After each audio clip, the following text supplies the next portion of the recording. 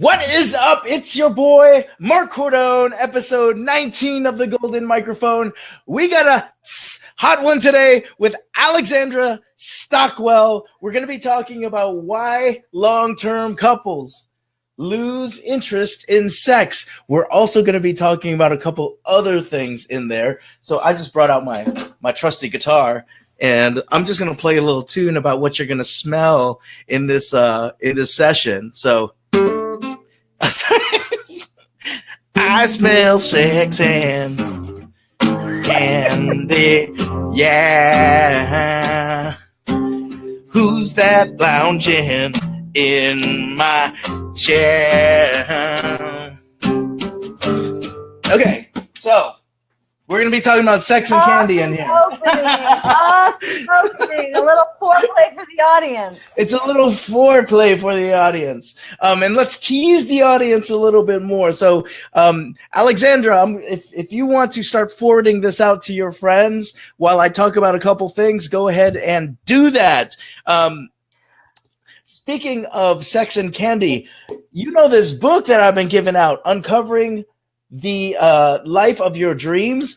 Oh, there's sex and candy in it. When this character gets to start controlling his dreams, what do you think the first thing all of us would start controlling? Yup, it's the sex and the candy. He has the sex and the candy in this book. I'm giving it away for free if you join the Beyond Resilient crew. We got Johnny B with no shirt on already saying it's getting hot in here. Johnny B, don't you even worry, son. We've got some stuff coming your way. Let's see who else is out there. Glenn, good to see you. GN, good to see you. For those of you who have not met me, my name is Mark Cordone. I am a positive psychologist. What does that mean? It means feeling good and functioning well. Woo! And when it comes to sex, hopefully you're both feeling good and functioning well when it comes to those things. So with that said, if you're feeling good and functioning well in any area of your life right now, give me and Alexandra some hearts right now. Can you give us some hearts? Alexandra, can you make some hearts? Little puppy dog face with me.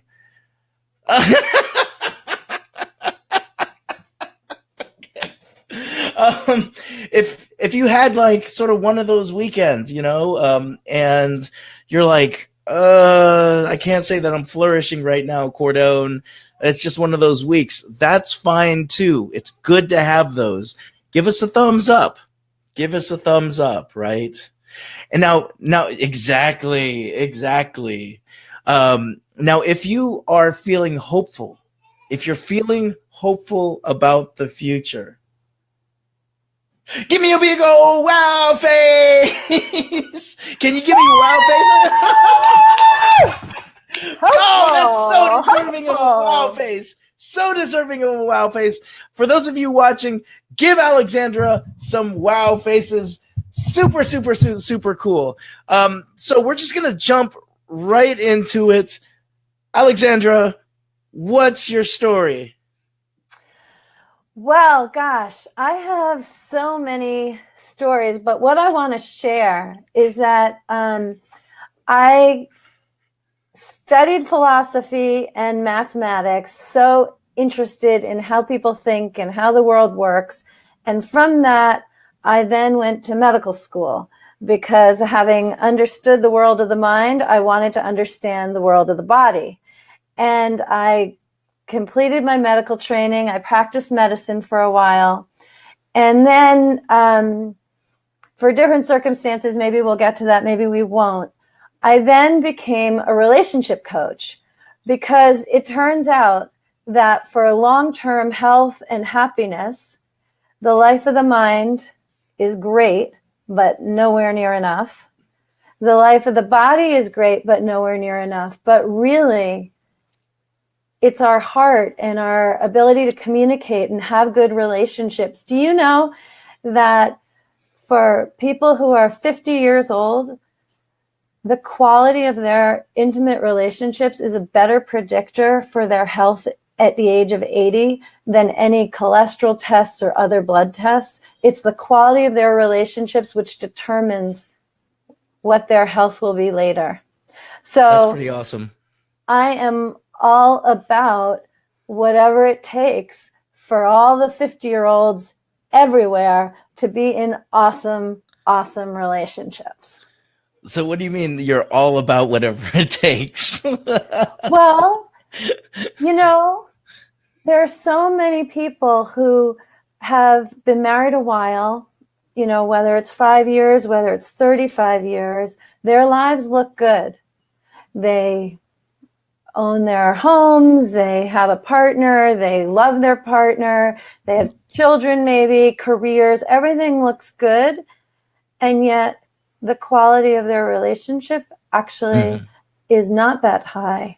And so when I say I'm all about that, is really I'm devoted to changing the narrative about how juicy and gratifying and delightful and hot and inspiring long-term relationships can be. And so whenever there's an opportunity, I want to shout that, because our culture does a great job showing how exciting it is, the chase.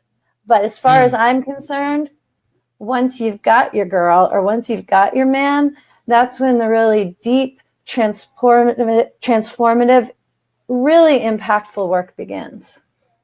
Okay, right on. So let's go back to baby Alexandra, right? Okay. So you were definitely a philosophy major, right? But was this something you ever thought you would be doing? When you sort of grew up, becoming sort of a relationship, quality of relationship coach? It's a great question. I didn't really know what a coach was until relatively recently, other than a sports coach. So I definitely didn't grow up, but I did grow up totally fascinated by other human beings and how they relate and how they communicate. I did a lot of learning through eavesdropping. I perfected the sitting at the top of the stairs and learning, silently observing people. Okay. And actually early when we got married, my husband used to make fun of me, saying that I found reading the phone book interesting. And I did. When I would get like the directory from our kids' classes, I'd be so fascinated by like the last name. Like you could just tell so much about people from that directory. And because of like who pays attention to details. I pay attention to details. And so no, I didn't know I would be a relationship coach. But one of the things which was the most challenging for me anytime that I was looking at schooling or profession or whatever is that I have such a broad interest.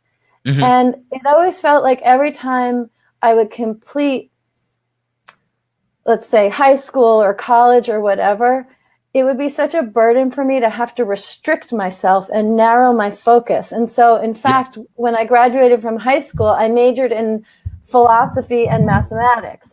And in that way, I got to keep it open. And it seemed when I then went to medical school, I was like, oh, it's such a narrow focus. I have to be a physician. And I got there and it turns out, there's an infinite number of ways to practice medicine. So at each step, I felt like it had to be narrowed. And I've opened it up. And in relationship coaching, I get to really have a very, like any piece of scientific data generated on any topic, it's relevant in relationship coaching, whether it's about artificial intelligence or biochemical processes or gun violence statistics. It all matters to me as a relationship coach. Gotcha. Okay, so we're a physician, right? So you probably were you practicing already? Yeah. Okay, so you were a practicing physician. Would you say that while you were practicing that you were completely fulfilled? Like you were like, this is the life, this is it?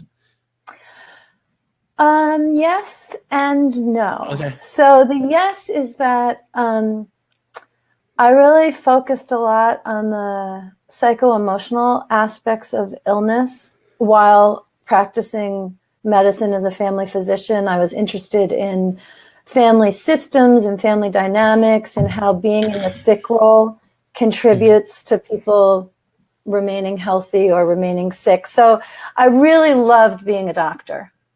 Sure. But I found that I prioritized, and I had a solo practice, and I prioritized my patients over my family and my family over myself. And in that way, it wasn't fulfilling. And I tried all kinds of different things to get that straight, right? Because I certainly understood I needed to put my own oxygen mask on first, find my own joy, and I couldn't get that straight. And so eventually I took a sabbatical from medicine, which has become a departure from medicine. But when I did, 3 months after doing that, I found myself chairing a project at my children's school where I was overseeing an evaluation of a department and a committee of 10 people generating a 40-page document. And basically, I had repeated the whole pattern of having my priorities messed up, but in a volunteer position. But having done that, I was really clear that I had some very deep work to do to learn to really have the relationship with myself be the primary thing, so then I could really give to my family and to the patients, now clients, that I work with. And I have really striven to have that in order, and it turns out I have so much more to give as a result. So when was it that you were like, okay, like I've got this thing, volunteer's not working, relationship coach? Like how did that go into that? How did you transition into that? Oh, you were asking a juicier question than you realize, and I usually don't answer it, but I will for this audience and with you. So, lots of different things had happened. Yes. And here I am. Collar show. Here I am pregnant with my fourth child. And I should also say, so my husband and I met in medical school for the first, 10 years of our being together. One or both of us was working 70 to 90, 100-hour weeks. We didn't, have the weekend getaways or anything like that. The year I was an intern, we had one weekend off together.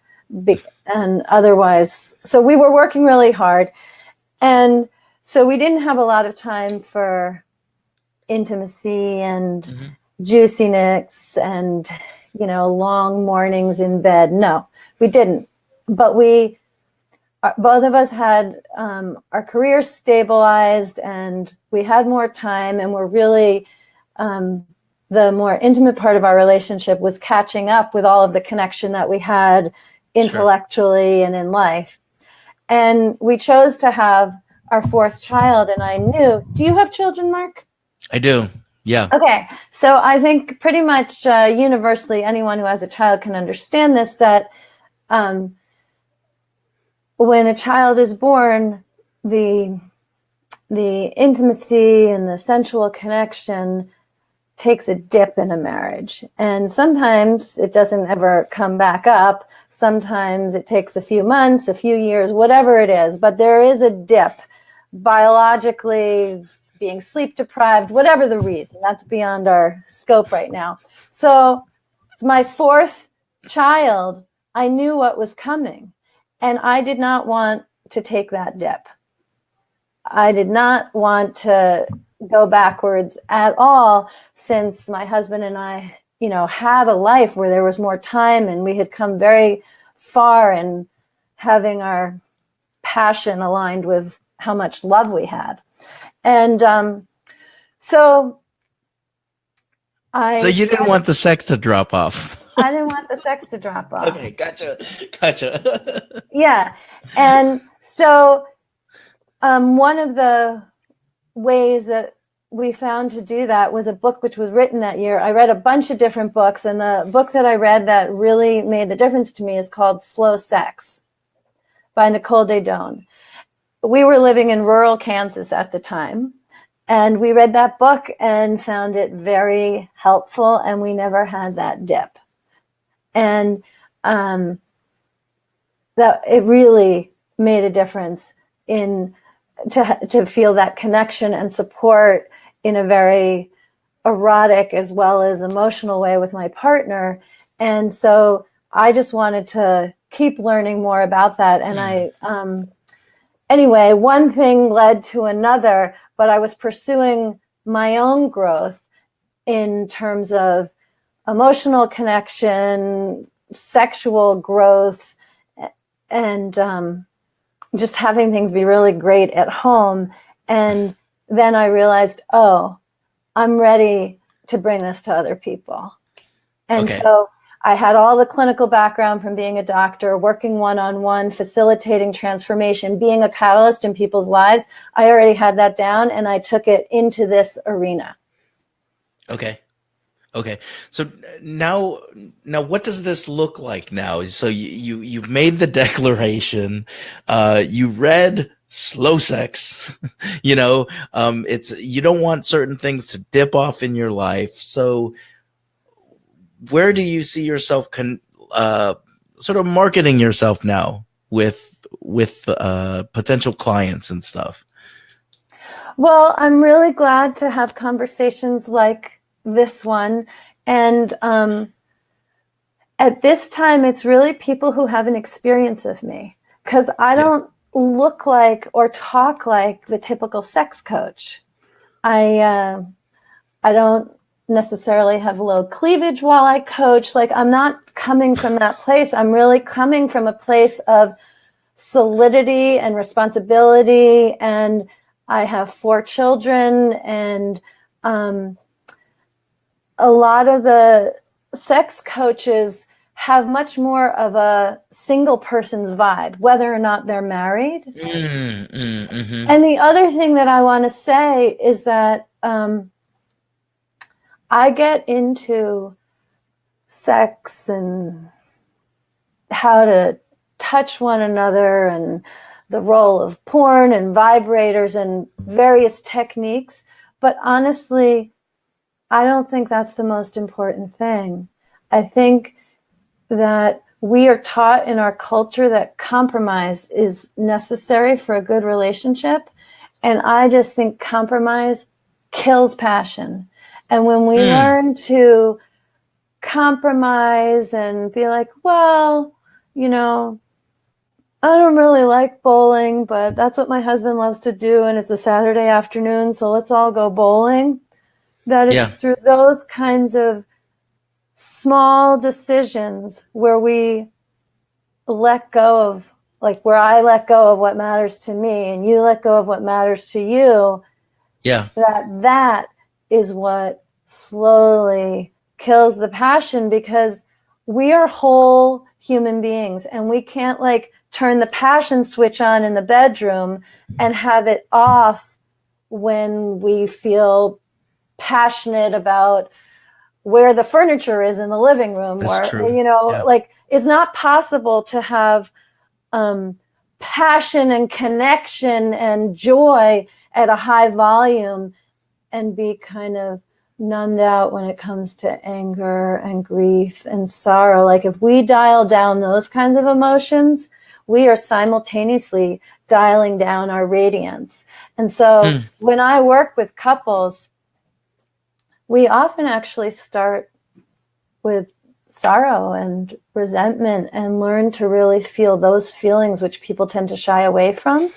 It's really aligned with the work that you do too, that we have to be willing to feel whatever the feeling is. And when we do, we have access to a whole range of juicy stuff in the realm of sex. Okay. So what do you mean? We have access to this whole range of juicy stuff? What are you talking about? Tell me. Okay, so here we go. So let's say right? I'm going to talk from the woman's perspective. I could do the same thing from the man's perspective, but Okay. maybe you bring the example for the man. So Oh let's say, no. Okay. right, I'm a woman and um, I'm in bed. I'm like starting to undress with my husband, and this is a theoretical example. And earlier in the day, we were making plans for the weekend, and I really wanted to go to the beach, but he wanted to go to the mountains, and I know that my life is better if he's happy. So I'm like, okay, yes, let's go to the mountains this weekend. Okay. And so I've already like set the stage to make his experience more important than my own. And at its most radical, that leads to faking orgasms. But let's not go there right away. It means that, let's say, we're then kissing and I want him to slow down. But I don't say it because I don't want him to feel like he's not doing it right. That's true. But as soon as I choose not to say what I want, I'm diminishing my own experience. I'm less available for it. And it means that there's less of me participating in it. And that's okay in a single moment, but that adds up. And then we start to lose interest because it isn't as fun in the first place. Sure. I think what you're also kind of talking about is this idea of intimacy, right?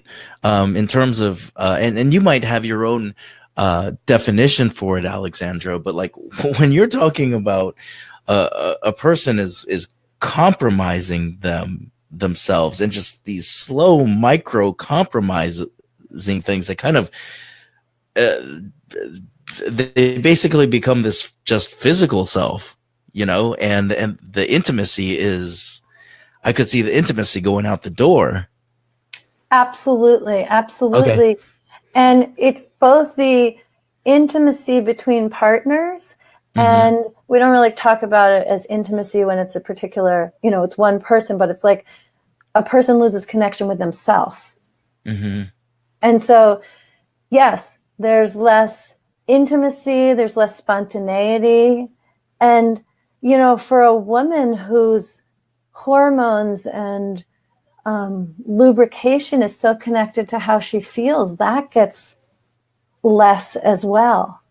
Sure. And one of the exercises that I sometimes give couples, this is one that I probably tend to give to men more, is while being sensual and sexual, to bring your attention to other parts of your body besides just your genitals. Like, how does your back feel? How does your face feel? How do your the bottom of your feet feel while you're Okay. And so, yes, I think that we all want intimacy with our partner. I mean, I'm talking in the context of a long-term relationship. Yeah. There's certainly plenty of sex without intimacy that people do seek out, but I'm talking about in the context of a long-term relationship. We want intimacy with our sex, but we also need a connection with ourselves, which is more often talked about as mindfulness. Okay. And just different words to describe the same phenomenon, either with yourself or with your partner. Okay. Now, I would also think that communication is huge, in terms of either asking what you want or those sort of things. Do you work with a lot of clients around the idea of communication?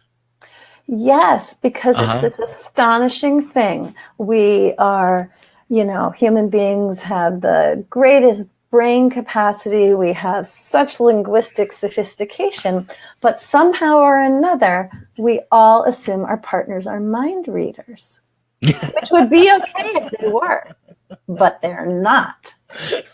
So it's really amazing when I start working with couples where couples who've been together a long time, they feel like they know one another so well. Mm-hmm.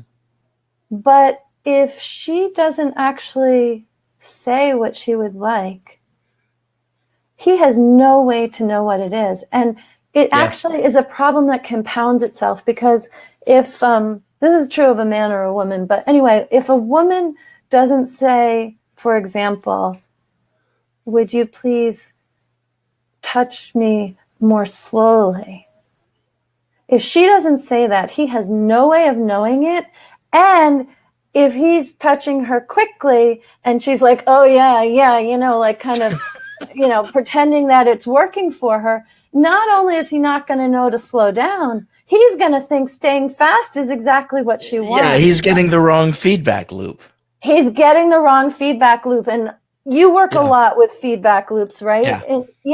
And so it really, finding the courage to be honest and make very simple, clean communications is essential for a couple to be in a feedback loop that's really authentic and working. And once you're in a feedback loop like that, oh, it is worth the effort. So let's talk about some of these things. I mean, I'm thinking about even when, I was my lack of communication in college, or my partner, and I kind of wake up and I'm like, I roll over and I'm like, hey, are you up? Like those things. I just kind of rub myself on her back. Are you awake? And then they just be like, go back to sleep. You know what I mean? And like, I'm just thinking about how horrible sometimes the communication can be, and I do love the fact that you're saying like when you get that communication going, it can be so much more, I'm going to use your term now, juicy and amazing, So what are some other things that we could think about in terms of, whether it be, especially when you've been in something and you're feeling like that spark or like the sex is going, what are some things you can do? You mean to create that? Yeah. Okay, so let's be honest. It's super fun to talk this way, and if people are not feeling nourished and gratified in their sex lives, it's very confronting. And it's very common that couples haven't actually discussed it much. And so I want to start in the gentlest, most accessible way and build trust, in a way, create a positive feedback loop. So I want to share two different things. One thing that I have couples do is really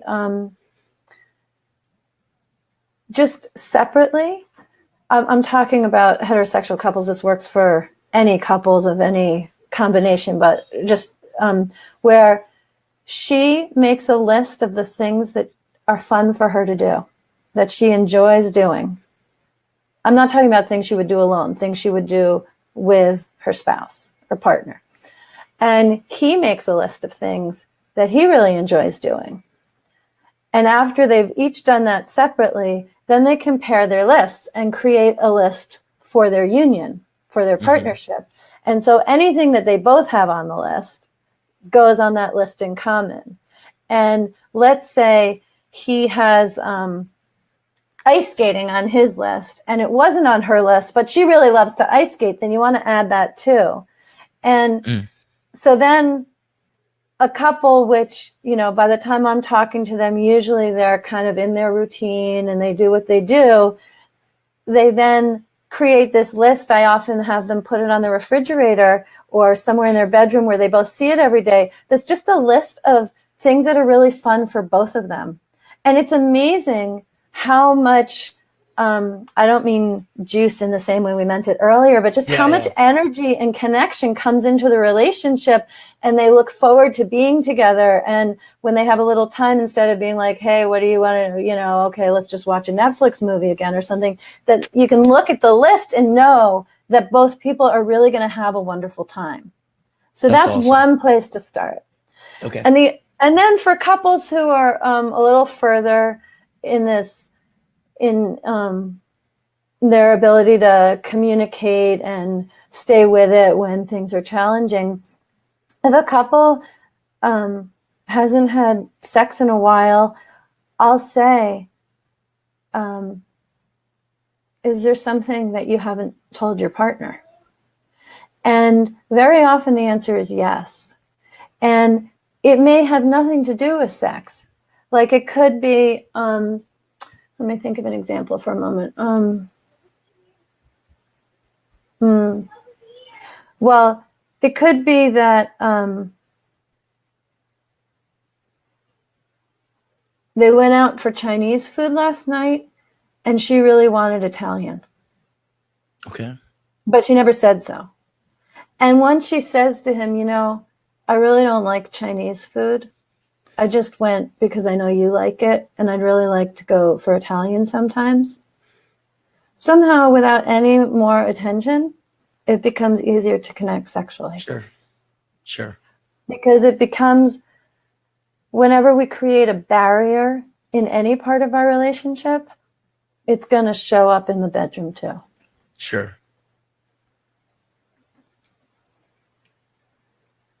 Okay. What else do we have going on? Like what other kind of tips do we have? Well, here's one which really transformed my life. And that is, I would often want to share with my husband, and I would say things and I wouldn't be happy with how he was listening. And so then I'd keep talking and I'd often repeat myself thinking, well, maybe if I say it again differently, or, it's like when someone doesn't understand you, so you talk louder as though that's ever going to make a difference. And so I had a lot of experiences of just being frustrated and not really able to communicate in a way that worked for me. And when I started saying to him, and I don't just do this with my husband, I do this with anybody. I mean, if you and I were going to chat afterwards, I might end up saying this to you too, to my mailman, really anybody. But to say at the beginning of a communication, the reason that I'm telling you this is, whatever the reason is, and the outcome I'm hoping for is, that creates a situation where it can be win-win for everybody. So for example, let's say I'm mad about something he did. Then I can say, the reason I want to tell you this is because I've been feeling resentful and I just want to clear the air. And the outcome that I'm hoping for is that we'll be closer. Okay. And in the past, if I had made a communication like that, because I was upset about something he had done, he would have just felt like I'm just telling him what he's doing wrong. It's another thing he did wrong. It's another place where I'm not happy. But now that I say, the reason I want to tell you is because I've had this resentment, you've probably felt it, I just want to clear the air. And the thing that I hope for is that we'll be closer afterwards. We always are closer afterwards when I say that. And before, it would have resulted in our being disconnected because it just sounded critical to him. Now he's like, oh, she's sharing, she's revealing, and he's always interested. Okay, so Alexandra, we're going to move to another question here. What about in working with couples who have had trust violated, like one person or one spouse has cheated on the other? Have you had that kind of situation where you're trying to reestablish, a quality relationship? Yeah, so the first thing is that both people have to want to. Okay. And they don't need to know how, but they need to know that at least they want to try to. Because I really think of relationships as a path to personal transformation. And so everything that comes up in the relationship is an opportunity for personal growth and transformation. So, in reestablishing trust, actually, everything is more tender, but it's all of the same things that I've already shared. It's about getting to know one another. It's about not counting on anyone being a mind reader. Like, one of the most important things when one person has cheated is that that person be willing to hear the full impact that that has had on the other person. Any kind of brushing things under the rug will end up preventing a really wonderful connection going forward. So let's just say a couple, Jim and Cindy, and Jim has had an affair, and the affair is now over. It's essential that Jim be willing to hear everything Cindy has to say about how painful it was. And it is also essential that Cindy be willing to hear how it was for Jim that he went and had the affair. Because very often the person who's cheated is the one who's blamed, and they don't get to voice what their suffering has been. And they have to be able to do that. In other words, the point, in order to have like the best sex life, the best emotional connection, both people have to feel that they have room to be fully themselves. And so in healing from betrayal, really of any kind, whether it was an actual affair or not, they both need to be willing to face whatever they have to face in themselves to hear the other person's experience. And when that happens, then really profound healing can occur. And typically, if the affair has happened, it wasn't present in the relationship before, that both of them could be fully themselves with one another. Now, have you ever seen a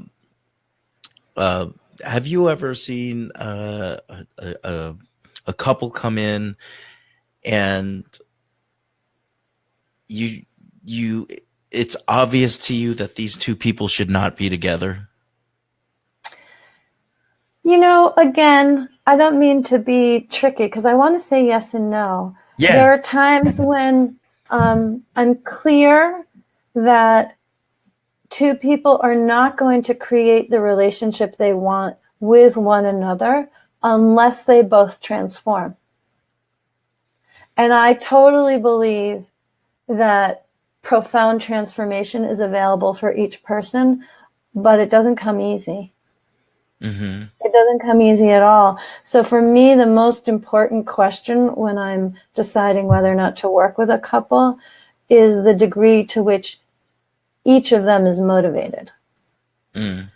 So,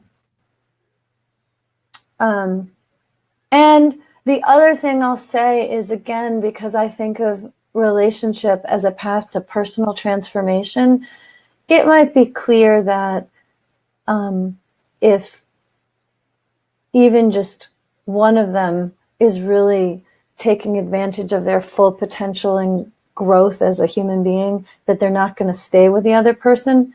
The right time for that separation is not something that I see right away, because there's so much growth and learning yet to happen. I mean, this arises, I don't have people coming for coaching with me where there's physical abuse happening in a relationship. Yeah. People are going to be really motivated at the point at which they're knocking on my door. But in a situation where someone is being physically abused, like, they don't leave until they're ready. And there's all kinds of learning that needs to happen for them to get to the point where they think of themselves as having enough value and capacity to leave that relationship. And so, I would support such a person. Sure. Until they're ready. And so it's easier to look at it in a clear abuse situation, but there's something similar that happens where there's no abuse, but there's an incompatibility in how much, in the depth of people's commitment to their own growth. And that's Sure. really the thing that I think leads to people separating. Sure. Now, I'm going to go and talk about your husband. Okay. We'll see. Because you had this sort of idea that you didn't want things to change when you were having your fourth, your fourth child. And so it sounds like you were taking on all these things. You were looking for these, you were educating yourself on certain things. How was your husband about all of this stuff? When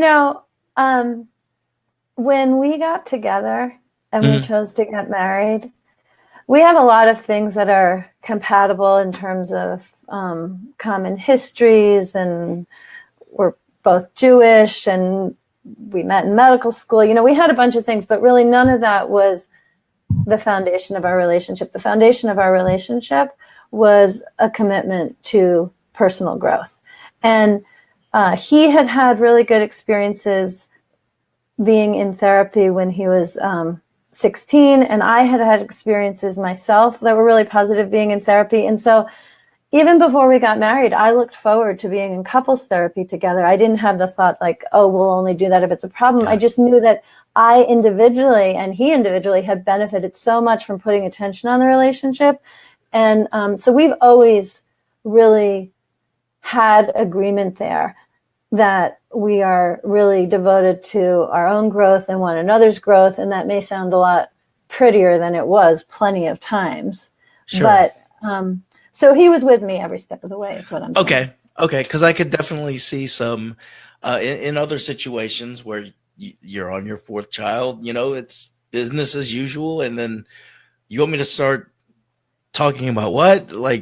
But that's very cool. We're not a very business as usual couple. We've lived in a lot of different situations. We've totally revamped how we do our family life. In fact, I don't know if my I have two kids in college, and so I need to be respectful of what I share. But I will say that based on how each of us grew up, we were totally discreet about our sex life. I mean, if our kids went by their experience, they wouldn't have known we had any.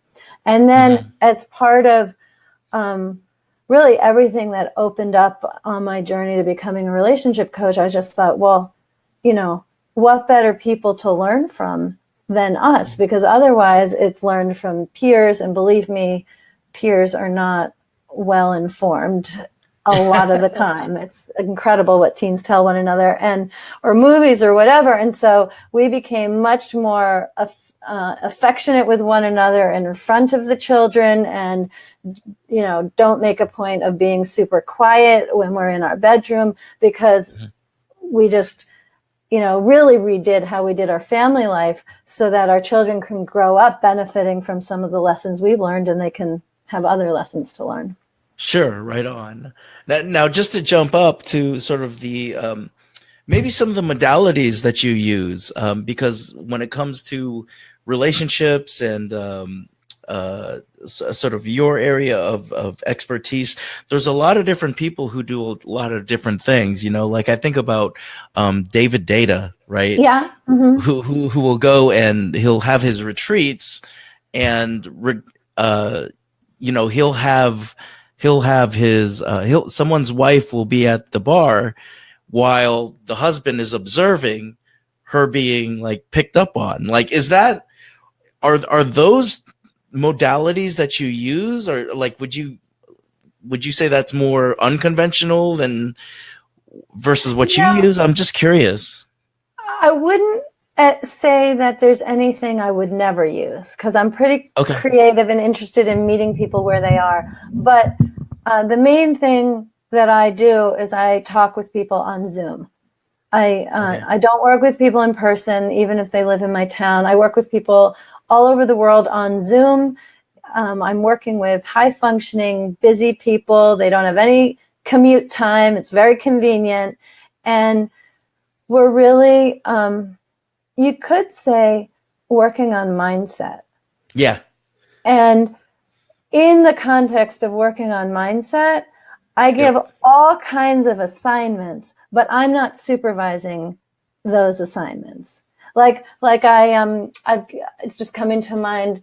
I had clients, both of them super, super busy physicians, and he's head of research in a genetics lab. Anyway, they needed their assignments to be very, very short on the time involvement.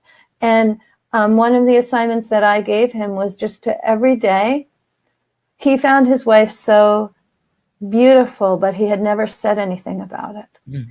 And to just every day, not give a compliment, but give an accurate reflection, like your eyes are blue and your hair falls on your shoulders in waves. And expressing the attention, it actually brings a lot of turn on into a relationship. So, maybe there's a situation where I might have, if people are into taking the time to have like a little role play, like what you're talking about at the bar, sure, by all means. But I find that the people who are my clients tend to go very far with paying attention to their experience and shifting where they put their attention within their experience. And honestly, I'm interested in giving people the tools and the awareness and the experience and the positive feedback loop of joy and turn on and erotic energy in the context of daily life. That's awesome. So if someone's daily life includes going to a bar, awesome. But I actually did a lot of practice at the dinner table, because I was like, we eat dinner, I cook dinner, we eat dinner together as a family. I've been doing that for 25 years. That can sometimes feel like not just a chore, but like a family activity. And I wanted to play with it being a romantic activity. And I had really a lot of footsies. Well, at a long dinner table, I'm more energetically. Okay. It's where do I put my attention? Do I look across the table at my husband and see him as the wonderful father he is? Or do I look at him as the man that I'm going to be with once all the children are in bed? And this is why I call it a mindset shift. Yeah. But I have been amazed, both my own experience and with my clients, how just shifting where the attention is, everything feels different. And what we're talking about is how it feels.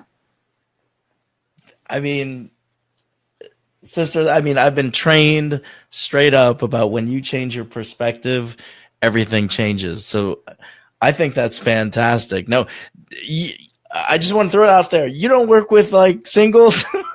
Oh, I do. I work with single people too, for sure. Oh, you do? Okay, awesome. Yeah, and you know what? That's super fun because they're not in the dynamic. And so the transformation can often happen more quickly. Sure. Because it's only within them that we're working. Yeah, I actually, right now, I have more individual clients than couples. But no, I absolutely work with both. Awesome. And one of the things that's super fun in working with individuals, this is true with the couples too, but when you change how you are present in a relationship, everything in your life changes. So all of the individuals that I work with end up making more money. And end up, if they're not already in the job that they love, transitioning into a dream job, because the change that you need to make to feel awesome and take responsibility for having fantastic relationships is the same change that you make to have success everywhere else in your life. We're integrated beings.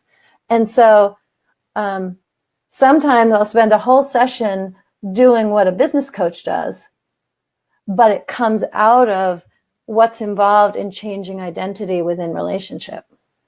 That is awesome. That is awesome. I'm so tempted right now for you to do some sort of session with me, but like we have I would much love more to. What do you want to work on?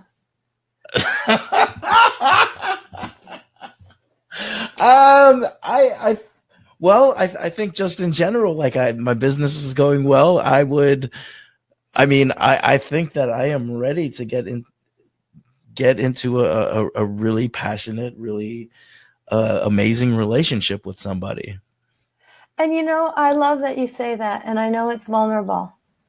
And I think that comes up a lot when we're really good at all the stuff out there in the world and bringing our gifts. And